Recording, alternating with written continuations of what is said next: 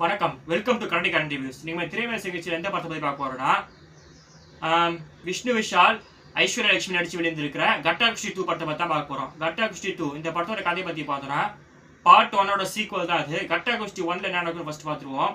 கட்டா குஸ்தி 1ல் வந்து ஹீரோ வந்து தான் கட்டிக்க போகிற பொண்ணுக்கு வந்து சில பல எக்ஸ்பெக்டேஷன்லாம் வச்சுருப்பாரு. அந்த எக்ஸ்பெக்டேஷன்லாம் சுத்தமாக பூர்த்தி செய்யாத விதமாக ஒரு பொண்ணை கடைசியில் கல்யாணம் பண்ணிடுவார். அவர் தான் நம்ம ஹீரோயின். அதாவது என்னென்ன எக்ஸ்பெக்டேஷனா, ஃபார் எக்ஸாம்பிள் பொண்ணுக்கு வந்து நீளமான முடி இருக்கணும், நிறைய படிச்சிருக்கக்கூடாது, அந்த மாதிரி சில எக்ஸ்பெக்டேஷன்லாம் வச்சுருப்பாரு. ஆனால் அது எதுவுமே ஹீரோயின் பூர்த்தி செய்யலை. பார்த்தா அவங்க வந்து பெரிய ரெஸ்லர் இருந்தாங்க.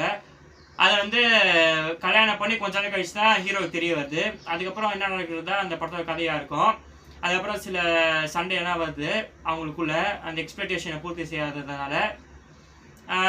அதுக்கப்புறம் எப்படி ஒன்று சேர்றாங்கன்னா அந்த படத்தோட கதையாக இருக்கும். கடைசியில் வந்து அந்த ஹீரோக்கு ஹீரோயினுக்கும் ஒரு குழந்தை பிறக்கும். அதோட அந்த கதையை முடிச்சிருவாங்க. இப்போ பார்ட் 2ஓட கதையை பற்றி பார்ப்போம். பார்ட் 2 இந்த படத்தில் வந்து அந்த கடைசியில் ஒரு குழந்தை பிறக்கல. அந்த குழந்தை வந்து ஒரு பெரிய பொண்ணாக வளர்ந்துருது. ஃபர்ஸ்ட் ஸ்டாண்டர்ட் படிச்சுட்டு இருக்கோம்.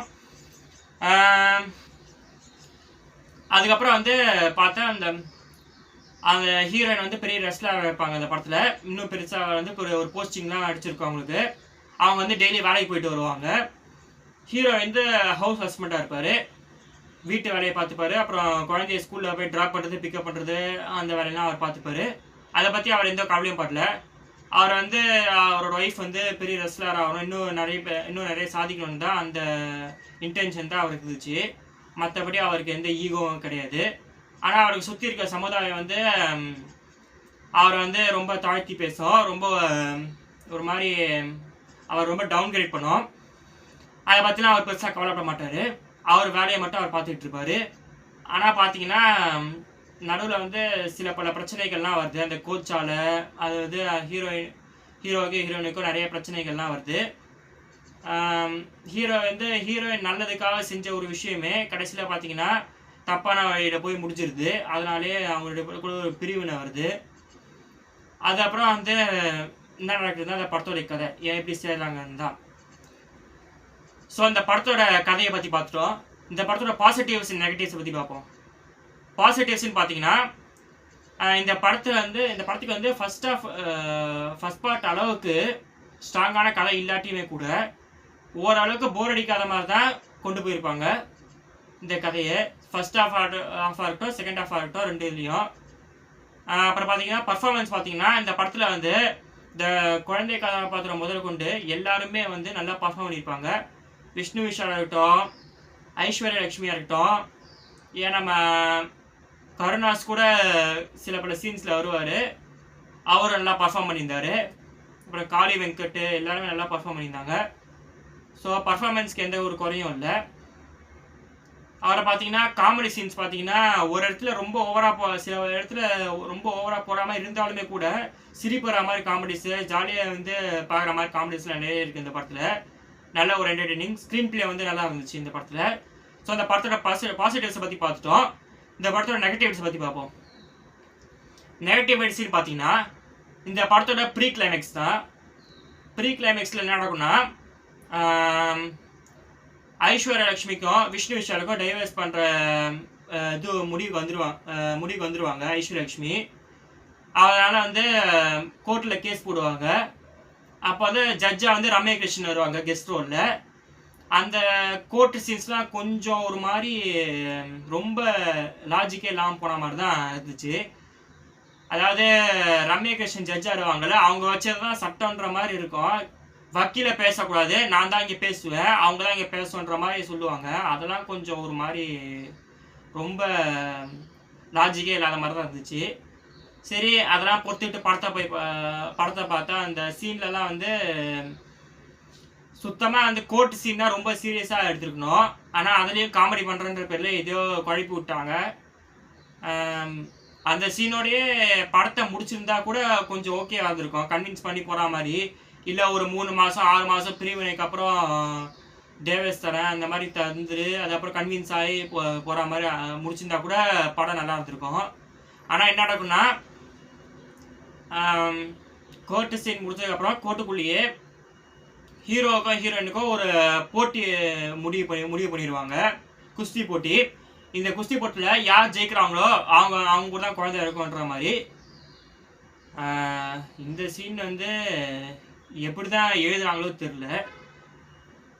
ஹீரோயின் வந்து ஒரு பெரிய ரெஸ்லரு, பார்ட் 1லேருந்தே தெரியும்.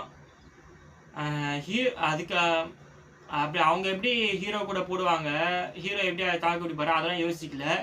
சரி அதெல்லாம் விடுங்க. ஸோ எப்படியோ இந்த முடிவு பண்ணிட்டாங்க. இப்போ அந்த குஸ்தி சீனுக்கு வந்து போனோன்னா அதுதான் கிளைமேக்ஸ் சீனு.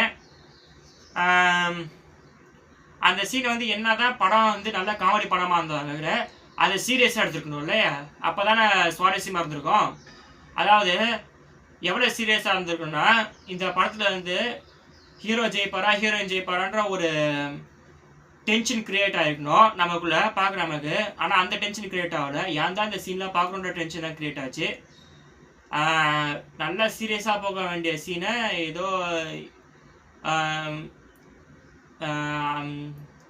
காமெடி சீனாகவும் இல்லாமல் ஏதோ காதி சீன் மாதிரி எடுத்து வச்சுட்டாங்க. போய் பார்த்தா அவங்களுக்கு தான் புரியும். அப்புறம் பார்த்தீங்கன்னா இந்த சீனில் வந்து குஸ்தி போட்டியை வந்து நடத்துகிற குஸ்தி போட்டிக்கு வந்து நடத்துகிற ஆஃபீஸராக வந்து நடத்துகிற ஆளை வந்து யோகி பாபு வருவார். அவர் தலைமையில் தான் நடக்கும். அவரும் ஒரு ரெஸ்லர்னு சொல்லுவாங்க, பஞ்சாபில் பெரிய ரெஸ்லர்னு சொல்லுவாங்க. அவர் எதுக்கு கூப்பிட்டாங்கன்னு தெரியல. அவர் கூட இது வேஸ்ட்டாக தான் போச்சு. அவர் வந்து பெருசாக ஒன்றும் காமெடிலாம் பண்ணல. இது தேவையில்லாத சீன் தான். ஆல்ரெடி தேவையில்லாத ஆணி மேலே திருக்காணி திரும்பி விட்டா மாதிரி இவர் வேறு வந்துட்டார். ஸோ அந்த சீன்லாம் முடிச்சதுக்கப்புறம் பார்த்தீங்கன்னா கடைசியில் வந்து அவங்க மயக்க போட்டு விழுந்துருவாங்க ஹீரோயின். அதை பார்த்தீங்கன்னா அவங்களுக்கு ஒரு ரெட்டை குழந்தை மறுபடியும் பிறந்துடும். பார்ட் 1ல் எப்படி முடித்தாங்களோ அதே மாதிரி தான் கடைசியில் எப்படியோ அரைஞ்சி படத்தை முடிச்சிட்டாங்க. ஸோ இந்த படத்தோட பெரிய நெகட்டிவிட்டி தான். ஸோ இப்போ பார்ப்போம் இந்த படத்தை யாரெல்லாம் பார்க்கலான்ட்டு. இந்த படத்தை அது யார் வேணாலும் பார்க்கலாம். என்னதான் வந்து ப்ரீ கிளைமேக்ஸும் கொஞ்சம் லாஜிக் இல்லாமல் சரியாக ஃபினிஷ் பண்ணாமல் விட்டாலுமே கூட ஓரளவுக்கு உங்களுக்கு பொழுது போன மாதிரி தான் இருக்கும். ஏன்னா முன்னாடி இருக்க சீன்ஸு முன்னாடி இருக்க பாடலாம் அது வந்து நல்லா தான் இருக்கும் பார்க்குறதுக்கு. ஸோ அது வந்து பெருசாக இப்போ ரொம்ப லாஜிக்கலாக சீனாக இருந்த மாதிரி கூட பெருசாக அந்த படத்தை இம்பேக்ட் பண்ணல. அது காரணம் வந்து இந்த ஃபேமான ஃபர்ஸ்ட் ஆஃப் தான். ஸோ இந்த படத்தை யார் போய் பார்க்கலான்னா ஃபேமிலியோட தாராளமாக பார்க்கலாம். அவங்க வந்து எந்த ஒரு சீனுமே படத்தில் வந்து போர் அடிக்காது. ஃபுல் படமே அவங்க என்டர்டெயின்மெண்ட்டாக தான் இருக்கும். குறிப்பாக குழந்தைங்களுக்கு நல்லா பிடிச்சிருக்கும், லேடிஸ்க்கு ரொம்ப பிடிச்சிருக்கும் அந்த படம். மென்ஸ்க்கு வந்து பொழுது போகும் நல்லா. ரொம்ப பிடிச்சிருக்கும் சொல்ல முடியாது.